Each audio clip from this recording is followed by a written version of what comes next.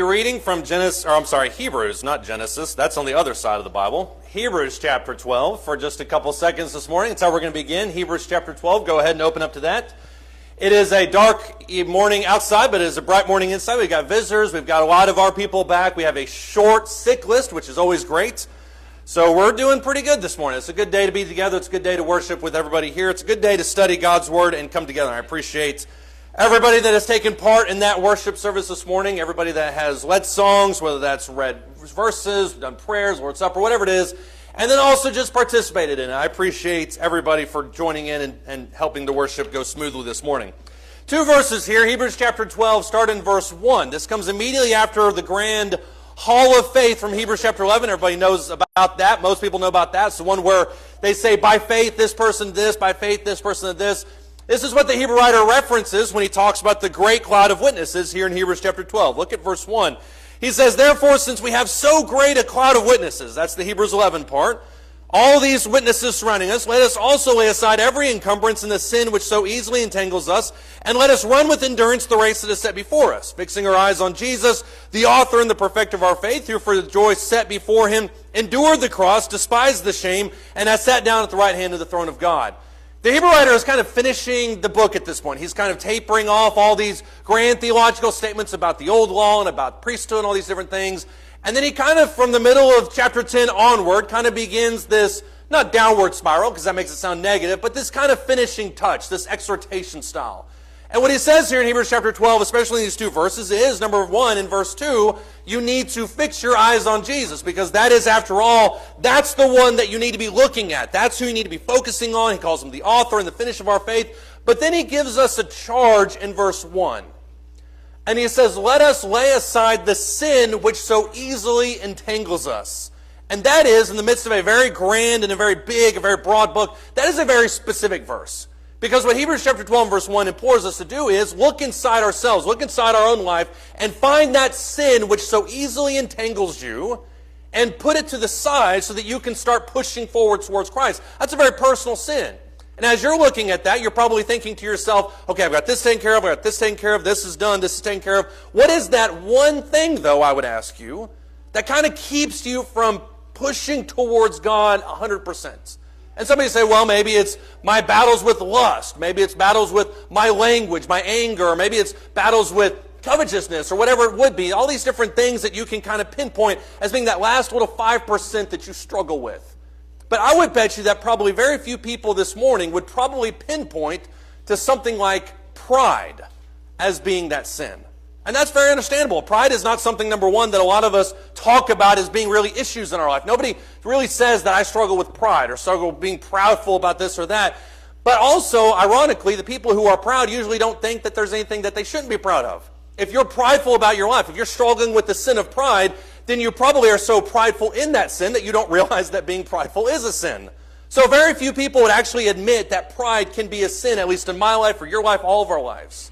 And so when we look at these two verses, that's what he discusses. Find that thing that is really kind of keeping you back at that very end. What is stopping you, as he would talk to the rich young ruler, what is stopping you from being perfect? And if it's pride or whatever else it may be, put it to the side. It's not something we usually recognize. Look in Romans, the 11th chapter.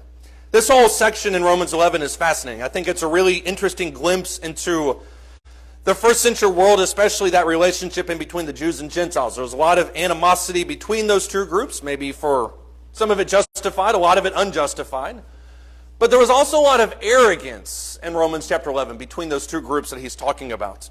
In Romans chapter 11, specifically talking to the Gentiles in verse 17, he says, if some of these branches, talking about the Jews, if some of these branches were broken off, and you then, being a wild olive, were grafted in among them and became partaker with them of the rich root of the olive tree, do not be arrogant towards the branches. There's that word. But if you are arrogant, remember something.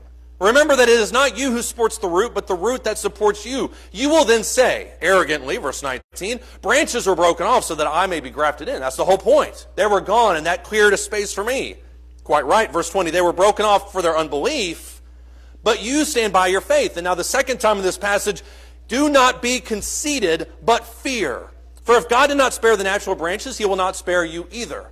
There was this attitude that the Gentiles had as they looked at the Jews. They said, well, because of who we are and because of how great we are and how we're really pushing the gospel forward, we as a group of Gentiles, we have no use for the Jews. After all, not only, allegedly, that's what they would, I think, incorrectly talk about several weeks ago, they were the ones that obviously crucified Jesus. We talked about the blame of that a few weeks ago, and it wasn't the Jews, but that's what they might say. But they would also say, I think, probably more pertinent to this passage, they had their shots. The Jews had a history of 1,400, 1,500 years in which they constantly disobeyed God at every step of the way. And they had their shot, and they blew it. And now it's time for the Gentiles to take the stage. And Paul says that attitude of arrogance towards your brethren needs to be taken away, number one, because don't forget that it's the Jews who support you. The gospel goes to the Jew first and also the Greek. That's what he talks about in Romans. But number two, he says, just as he removed the Jews from being only his chosen people, he can remove you also. So anyone that thinks that they are bulletproof in regards to their perception or their relationship with God needs to take a step back. And I think that's really what he's dealing with. If you move past this Jew-Gentile context, I think that's really what he's addressing, at least to modern-day audiences, is that there is nobody that is too holy to fall. If you're sitting here this morning and thinking to yourself, God really loves me because of this, this, and this, because I've done this, this, and this, and there's no way that God would ever remove me, Romans 11 is for you. Don't be conceited, as he says in Romans 11, but fear. And that doesn't mean walk around afraid. That means have a healthy respect for the holiness and the sovereignty of God. I think we need to look at what fear is, or pride is, though, because as we talk about this idea of pride, there can be some miscommunications. Number one, pride is not, as somebody would say, pride is not a lack, or is not self-respect. Pride is not just the fact that you think highly of yourself, or the think that you have any kind of respect for yourself whatsoever. That's not really what pride is. God calls on us in Matthew chapter 7 to love your enemies as you love yourself. So how is it possible for you to love your enemies if you have no respect for yourself whatsoever?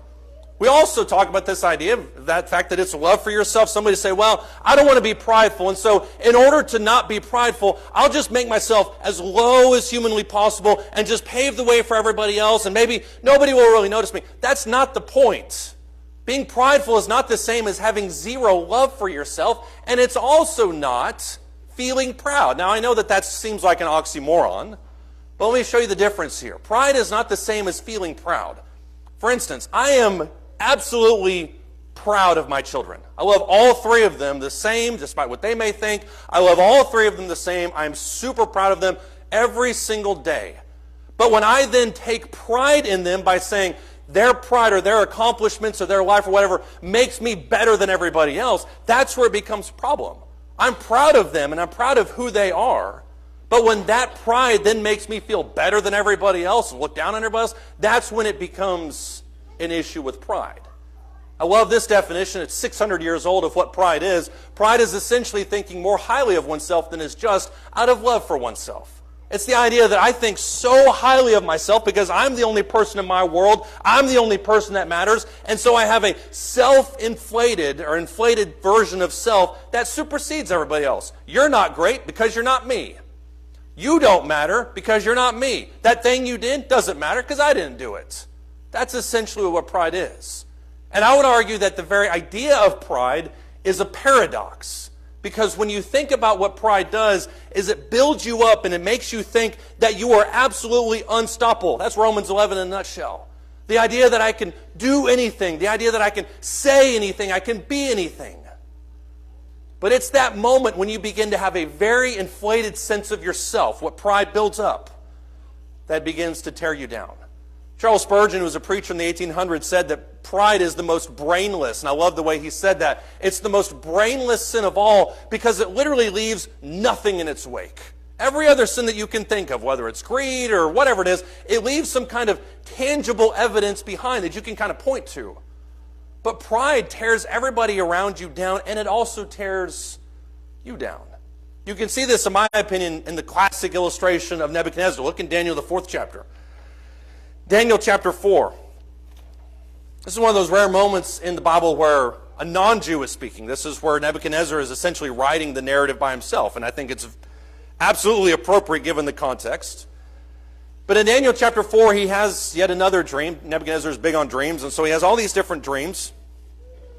And he calls on these people to come up and interpret it. And Daniel interprets it. You see that in the first 27 verses. That's the context leading up. The fulfillment of it is in verse 28. Daniel chapter 4 and verse 28 says, all this happened to Nebuchadnezzar the king. All that is about to happen. He says, 12 months later, he was walking on the roof of the royal palace of Babylon. And the king reflected and said, is this not Babylon the Great, which I myself have built as a royal residence by the might of my power and for the glory of my majesty? Notice how many personal pronouns he uses there. My. This is all about me. Verse 31, while the word was in the king's mouth, a voice came from heaven, fulfilling the dream that he had in the first 27 verses, saying, King Nebuchadnezzar, to you it has declared, sovereignty has then been removed from you.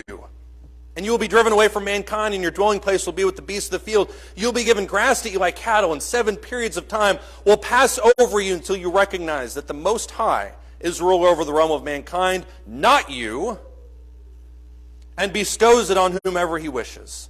And immediately the word concerning Nebuchadnezzar was fulfilled, and he was driven away from mankind and began eating grass like cattle, and his body was drenched with the dew of heaven until his hair had grown like eagle's feathers and his nails like bird's claws. That's a fantastic mental image, by the way, if you want to ponder that for a couple seconds. Look at his realization, verse 34. At the end of that period, I, Nebuchadnezzar, raised my eyes towards heaven, and my reason returned to me, and I blessed the Most High and praised and honored him who lives forever, for his dominion is an everlasting dominion.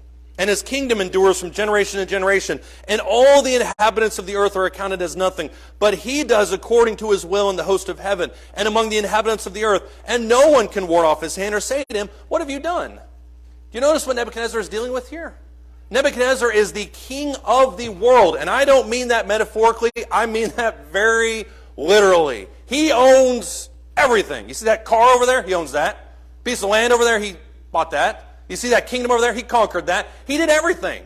And he did nothing unlike anybody else in his situation wouldn't have done, which is to walk up on your roof, look out your kingdom, and say, look at what I have done. And it's at that moment that everything is taken from him. The only lesson that he needed to learn is the fact that he's not the one in charge. It's the fact that God is in charge. And that's a lesson I think some of us need to learn. And some of us may have learned it at very points in our life in a very painful sense. But it's a lesson that all of us need to learn. That we are not the center of the universe, that we don't do every single thing by ourselves, and that we need God way more than we realize. I love what Jeremiah chapter 17 had to say when he said, the heart is deceitful, who can understand it? It's at that moment with pride that you begin to think that you own everything, that everything becomes stripped away from you. And that's why pride is such a catch-22. Pride is such a weird type of sin. It's such an enigma. It's such a paradoxical type of thing. Because just when you think that you need it, just when you think that it's building you up and it's gaining everything in life, that's when you begin to think yourself less. That's the relationship we need to have with that. When we begin to think that we own everything and all this stuff that we've accomplished, that's when we need to remember that it wasn't us, that it was in fact God.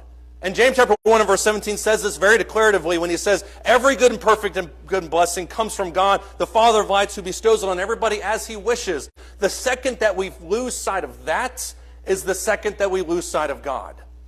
We're discussing Job on Wednesday nights, and I love this book, not because of how painful it is to read it, because it is incredibly painful, but because of how philosophically in-depth it can get into the structure of pain. And what it means to go through tough times in your life and how to deal with that. And one of the things that I'm always impressed with Job is in those first 5 verses. When Job's wealth is on grand display, he has this, and this. There's all these different things that you can be proud of. And yet it says in verse 4 that he began his days offering sacrifices and worship towards God. And as Job would say throughout the course of that entire book, if there's anything I've done that takes me aside from God, if I've sinned in this way, if I've sinned in all these different ways, then I need to see that. But Job, in the midst of having everything, thinks about himself way less. And that's the attitude that we need to have. Look in Proverbs, the 30th chapter. Proverbs chapter 30, starting in verse 7.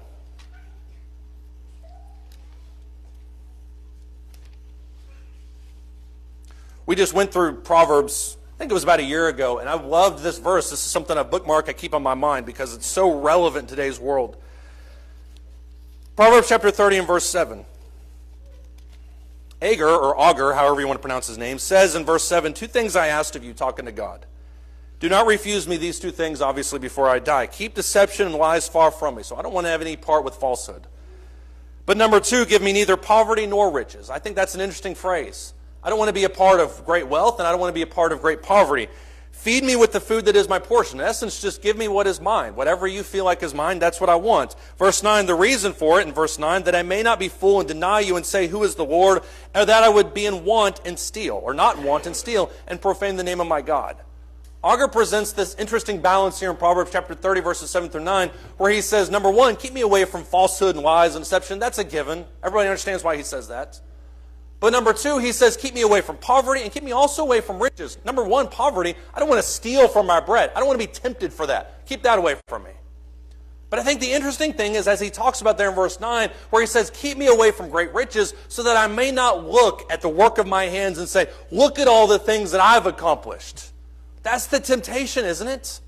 The temptation is, as you get more and more and more and more stuff, that you forget the source of where all those things came from. And this is exactly what God prophesied in Deuteronomy would happen. He says when the nation of Israel goes into promised land and they have this bounty and they have this land and they have these blessings, be careful that your heart not grow fat. And you forget that it was God who gave you those things. Because the moment you forget that it was God who gave you those things, that's the moment when you begin drifting away from God. There are people in this building right now that are enormously successful.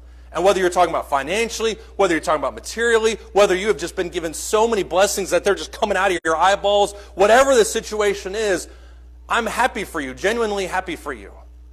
But my charge to you is to not forget where those things came from. And that's the paradox of pride, is that the more you gain, the more it begins to think that this is what I created, but you have to think yourself less when those situations arise. The irony of this, too, is that the more you try to hide it, the worse it can get. If you're somebody who is prideful, if you're struggling with this sin, number 1, hopefully this lesson kind of talks to that. But if you're somebody who is prideful, the temptation may be, you know what, I'm just going to hide it a little bit. You know, I'll look at the world around me, and I'll try to interact, I'll try to do things for charity, and I'll try to talk nicely to people. But sometimes the more you hide it, it becomes more and more obvious that you do have that. Look in Luke the 18th chapter. I know Colossians 1 is up there first. Look at Luke chapter 18.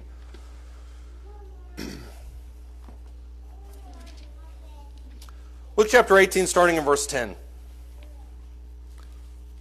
Sometimes I just flip the verses because I know everyone's at 1, and I want you to go to the other one first. It's just a little game that I play sometimes. Luke the 18th chapter and verse 9. Notice the context leading into this parable. Jesus says he told this parable to some people who trusted in themselves that they were righteous and viewed others with contempt. That may very well define me. I don't know. If I'm prideful, I wouldn't be able to tell. Verse 10, 2 men went up into the temple to pray, one a Pharisee and the other a tax collector. And the Pharisee, and listen to this verse, or these 2 verses. The Pharisee stood and was praying this to himself, God, I thank you that I'm not like other people, swindlers, unjust, libertarians, or even like this tax collector. I fast twice a week, I pay tithes of all that I get. But the tax collector, standing some distance away, was even unwilling to lift up his eyes to heaven, but he was beating his breast, saying, God, be merciful to me, the sinner. Jesus' conclusion, verse 14, I tell you, this man went to his house justified rather than the other. For everyone who exalts himself will be humbled, but he who humbles himself will be exalted. We've used this parable 1,000 times. We've never thrown the word libertarian in there. I did that just because of fun. But we've used this parable 1,000 times. But the irony cannot be lost. Because when you look at what he says in verses 11 and 12, what the Pharisee is talking about, he says, I'm thankful that I'm not like the swindlers, the unjust, the adulterers, or even like this tax collector, really unsavory types. And then he starts talking about the things that he does. Or in verse 12, I fast twice a week, and I pay tithes of all that I get. This person is so unnecessarily arrogant that he looks at those around him and he says, because of how holy I am, I'm way better than these guys. You know the irony of this? Paying tithes and fasting is done to demonstrate your humility. Tithing is done to remind yourself where your blessings came from. Fasting is done to reinforce the fact that you need God. And so while this guy is mindlessly talking about his obedience towards God, that is all designed to generate humility inside the life of an individual, he's doing so very arrogantly. And we sing songs like this sometimes. When we talk about, in our songbooks, we sing songs like, all to Jesus I surrender, all to thee I freely give. And then we look across the church building, we think, I'm glad I'm not like Bill over there. That would be the worst. Look at how terrible that guy is. It's the exact same scenario. If we really said, all to Jesus I freely give, then pride would be a part of that. Look in Colossians, the 2nd chapter. There are also some people that just take a really unhealthy amount of pride, ironically, in the fact that they're so humble. And I'm not going to make the joke about how Moses wrote that he was the most humble person that ever lived. That's just a given. You can joke about that if you want to. I think that part may have been written by Joshua, but whatever. Colossians chapter 2, though, starting in verse 18. Notice in a sense, in the realm of religion, what Paul has to say here. Colossians chapter 2, starting verse 18, he says, let no one keep defrauding you of your prize by delighting in self-abasement and the worship of angels, taking a stand on visions he has seen, inflated without cause by his fleshly mind, and not holding fast to the head, from whom the entire body, being fitted and supplied and held together by joints and ligaments, grows with the growth which is from God. Do you notice what he keys in on verse 18? He's talking about people who have this weird sense of religion and that my holiness is derived from how much I give up. I've seen visions of angels. Well, that makes me great. I've given up these foods. Well, that makes me awesome. Look at how humble I am. Verse 20, if you have died with Christ to the elementary principles of the world, why is it that you're still living in the world? And why do you submit yourself to decrees such as do not handle, do not taste, do not touch? All these things refer to things destined to perish with use in accordance with the commandments and the teachings of men. This is the critical verse, verse 23. There are matters, or these rather are matters, which have to be sure the appearance of wisdom and self-made religion and self-abasement and severe treatment of the body. Both of those last two things have to do with humility, but are of no value against fleshly indulgence. The prideful are the people who embody this. The prideful are the people who walk around with dirt on their face or talk about it on Facebook and do this virtue signaling and they say, look at all the things that I have done in honor of this thing. Look at all the things that I have given up. And verse 23 just nails it.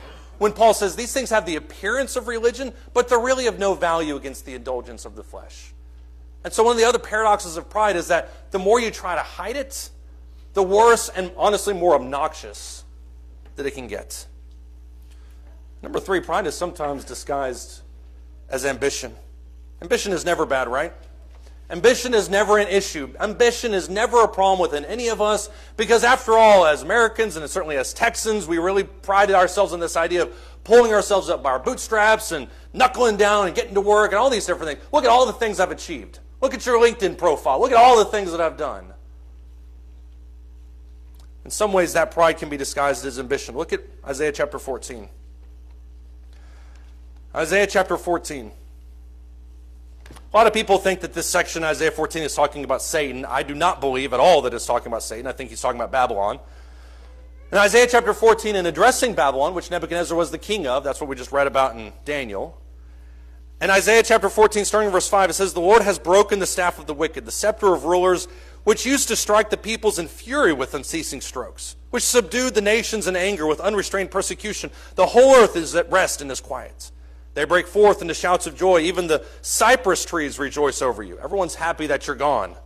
The cedars of Lebanon saying, since you were laid low, no tree comes up, no tree cutter comes up against us. Sheol from beneath is excited over to meet you when you come. It arouses for you the spirits of the dead, all the leaders of the earth. Raises all the kings of the nations from their thrones. The grave is very happy to see something. But you don't know what it is until you get to verse 10. They will all respond and say to you, even you have been made weak as we. You have become like us. Your pomp and the music of your hearts have been brought down to Sheol. Maggots are spread out as your bed beneath you. Your worms are your covering. How you have fallen, verse 12, from heaven, O star of the morning, son of the dawn. You have been cut down to the earth, you who have weakened the nations. You who said in your heart, I will ascend to heaven, I will raise my throne above the stars of God, and I will sit on the mount of assembly in the recesses of the north. I will ascend above the heights of the clouds. I will make myself like the Most High. Nevertheless, verse 15, you will be brought down to Sheol, to the recesses of the pit. And those who see you will gaze at you. They will ponder over you, saying, is this the man who made the earth tremble, who shook kingdoms, who made the world like a wilderness, and overthrew its cities, and who did not allow the prisoners to go home? Who is this person? It's the nation of Babylon. The nation of Babylon that abused and denigrated and tore down empire after empire after empire, so that Nebuchadnezzar could stand on his rooftop and say, look at how great I am. And the grave in Isaiah 14 says, I cannot wait for you to get here. And all the nations around say, you who thought you were so high and mighty, look at what you've become. You're no different than the rest of us. You're no different than who I am. You're no different than what I've done. But if you look at this unchecked ambition in verses 11 through 16, it's all over the place with, I'm going to do this, I'm going to do this, I'm going to do this, I'm going to do all these different things. Look at my name and how great it's going to be. And yet now you're nothing. I heard somebody make the point the other day, and I thought this was a fantastic point. Queen Elizabeth, who died 7 years ago, owned something like more wealth than something like 99.5% of the entire population. She reigned at one point in the 50s over an empire that spanned multiple continents and all these different countries. And she died 7 months ago, and I bet you didn't even think about her name until I just mentioned it. And that's really the problem with ambition, isn't it? Is that we spend our entire lives building a name for ourselves, building credibility and power and status. And as soon as it's gone, everything goes along with it. That was really the problem with the Tower of Babel, wasn't it? I've looked at the Tower of Babel for years and tried to think about what the problem was, because all I saw, at least initially, was they build a tower, God gets mad and scatters them over the earth. That's not the problem with the Tower of Babel at all. The problem with the Tower of Babel is they said, number one, we are going to ascend up until heaven, which is, number one, trying to kiss the face of God. But number two, we're going to make a name for ourselves. That's who we're going to be. And so twice in the first 11 chapters of the book of Genesis, you have two different entities that are trying to become like God. You have the Tower of Babel, and then you have Eve, who took the fruit because she was told by Satan that she would become like God. How much more ambitious can you get? And yet what lays inside of that ambition is that pride that can absolutely annihilate you. 1 John chapter 2, verses 15 through 17, we don't have the time to read it, but he talks about the threefold sin of which all sins fall underneath. He talks about the lust of the eyes, the lust of the flesh, and then the boastful pride of life. The idea that I'm going to take over the world. And that's a prideful statement. And it can cause us to bulldoze everybody and everything in our path. So let me ask you this question as we pseudo wrap up. How do we keep our pride in check? Look at 1 Corinthians chapter 1. This just has one point. Take a deep breath, let it out. Just one point. 1 Corinthians chapter 1, starting in verse 26. It's very fitting that Paul says this, what he's about to say in verses 26 through 31, at the very beginning of two books that are largely about addressing Corinthian arrogance. And in 1 Corinthians chapter 1, starting in verse 26, he says, consider your calling, brethren, that there are not many wise according to the flesh, not many mighty, not many noble, but God has chosen the foolish things of the world to shame the wise, and God has chosen the weak things of the world to shame the things which are strong. There's that inverse relationship that by itself seems paradoxical. And the base things, verse 28, of the world and the despised God has chosen, the things that are not, so that he may nullify the things that are. Verse 29, so that no man may boast before God. Verse 30, by his doing you are in Christ Jesus, who became to us wisdom from God, and righteousness, and sanctification, and redemption, so that, verse 31, just as it is written, let him who boasts, boast in the Lord. That's really what our pride is. I remember teaching a class many years ago where somebody said, I made this exact point about pride and about how we need to be boastful in the Lord. And somebody raised their hand. They said, we're not supposed to be boastful about anything. I respectfully disagree.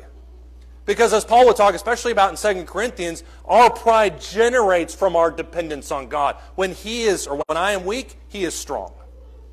We take great pride in who we are. This verse that he puts up there in verse 31, let him who boasts, boast in the Lord, is probably in your Bible in italics, and mine it's in all caps.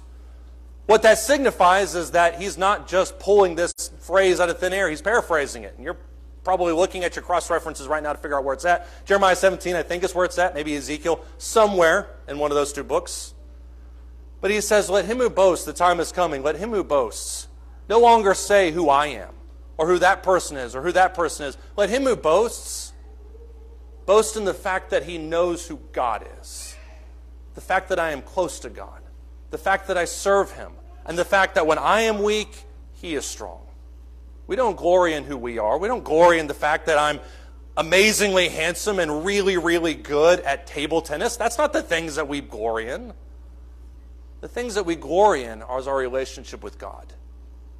And we exalt him in our prayers. We talk about him in our conversations. We worship him emotionally rich in our songs. And we live our life in service to him. That's what we boast in, and that's how we keep our pride in check. And if you're here this morning and for some reason you're not a Christian, you may be thinking to yourself, how do I become a part of this? I don't feel that great about myself. My pride is very surface. It's very manufactured. It doesn't really go that deep because I don't feel that good about myself. If you're looking for pride that goes all the way to your core, the pride that defines who you are, not because of who you are, but because of who God is, then I'd love to talk to you about him. All we ask is that you come while we stand and sing.